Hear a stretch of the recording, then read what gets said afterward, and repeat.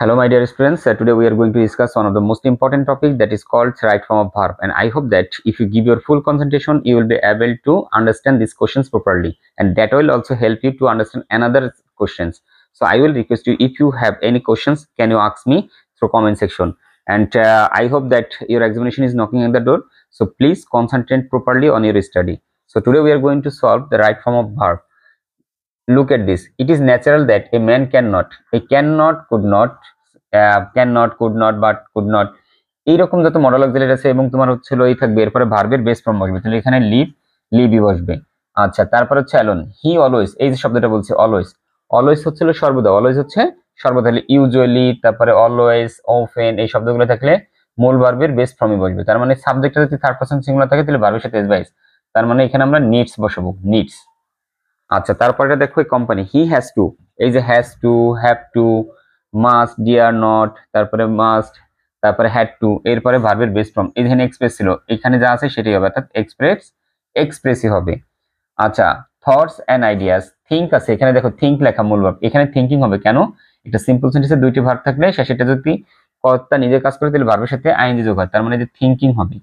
Thinking কেন হলো? কারণ উনি নিজেই অ্যাক্টিভ ছিলেন। আচ্ছা, হোয়াইল আদার্স, এখানে আদার্স কিন্তু প্লুরাল, দেখো এখানে প্লুরাল, যার কারণে এই যে বি ভার্ব মানে যে প্রেজেন্ট টেন্সের কথা বলছি, যার কারণে এখানে আর হয়ে গেল। Of the same needs, he dash, এখানে আছে হ্যাভ, হ্যাভ, তাহলে যেহেতু আমরা প্রেজেন্ট টেন্সে বেশিরভাগ কথা বলছি, তাহলে হ্যাভ এর এই হির পরে কি বসবে? এটা প্রেজেন্ট টেন্সে হ্যাজ হবে, কারণ আমরা জানি যে ইট, হি, শি এর পরে হ্যাজ বসে। Also the needs of others for dash, এইখানে দেখো একটা ইম্পর্টেন্ট রুলস, ফর আমরা জানি যে টু বাদে যত প্রিপোজিশন আছে এরপরে ভার্ব থাকলে তার সাথে আইএনজি হবে, তাহলে ইনশিওর আছে, এর সাথে হবে ইনশিওরিং, নিশ্চিত করার লক্ষ্যে, দেয়ার সেফটি অ্যান্ড কমফোর্ট।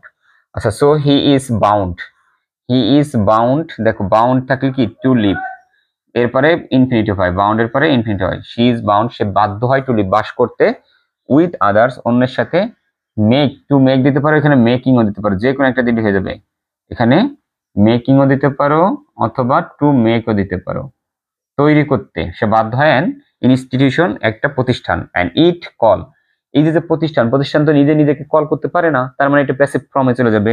আর যেহেতু এটা প্রেজেন্ট টেন্সের কথা হচ্ছে, তাহলে ইটের পরে ভার্বের সাবজেক্ট হবে ইজ, এবং মূল ভার্বের পাস্ট পার্টিসিপল অর্থাৎ প্যাসিভ ফর্মে হবে ইট ইজ কল্ড সোসাইটি, আর এটাকে আমরা ডাকি সমাজ। তাহলে তোমরা দেখো এই যে সলভ গুলো করে দেওয়া হয়েছে বা এই প্রশ্নের উত্তরগুলো দেওয়া আছে, যদি একটু মনোযোগ সহকারে দেখো তোমরা, এই যে রুলস গুলো তোমাদের দেওয়া হয়েছে, রুলস ফলো করে করে, তাহলে কিন্তু তোমরা ইজিলি এর অ্যান্সারটা করতে পারবা। সো মাই ডিয়ার স্টুডেন্টস, আমি জানি তোমরা সময় ওয়েস্ট করলে পারবা না, প্লিজ এখনো সময় আছে, তোমরা একটু সময়টা দাও, সামনে পরীক্ষা, ভালো কিছু করো, দেশের জন্য, জাতির জন্য, সর্বোপরি তোমার সমগ্র পৃথিবীর জন্য একটা ভালো কিছু বই আনো। এই সুবিধাটা সবসময় আমরা সেই সমস্ত মানে আমরা সেই কামনাটাই করি সর্বদা, যে আমার স্টুডেন্ট একটা ভালো রেজাল্ট করবে, ভালো কিছু দেশকে প্রেজেন্ট করবে।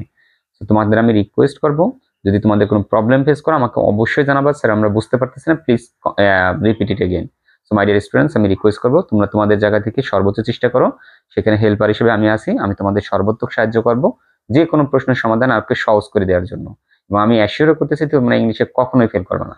তো আজকে এই পর্যন্ত, সবাই ভালো থেকো, সুস্থ থেকো, আল্লাহ হাফেজ।